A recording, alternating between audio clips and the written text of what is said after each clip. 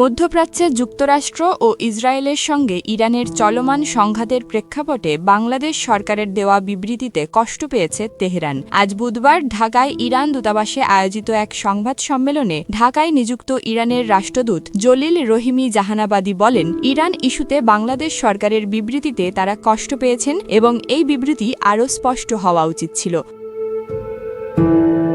মধ্যপ্রাচ্যে যুদ্ধ পরিস্থিতি নিয়ে এই সংবাদ সম্মেলনের আয়োজন করে ইরান দূতাবাস। রাষ্ট্রদূত জাহানাবাদী বলেন, বাংলাদেশ একটি মুসলিম রাষ্ট্র এবং মুসলিম ভ্রাতৃত্বের বন্ধনে ইরানে আগ্রাসী শক্তির বিরুদ্ধে নিন্দা জানানোই ছিল তাদের প্রত্যাশা, কিন্তু তা হয়নি। তিনি আরও উল্লেখ করেন, বাংলাদেশ জাতিসংঘ ও ওআইসির সদস্য রাষ্ট্র হিসেবে ইরানে আগ্রাসী শক্তির বিরুদ্ধে নিন্দা জানাতে পারত। রাশিয়া ও চীন মুসলিম দেশ না হয়েও এ বিষয়ে নিন্দা জানিয়েছে বলে তিনি মন্তব্য করেন।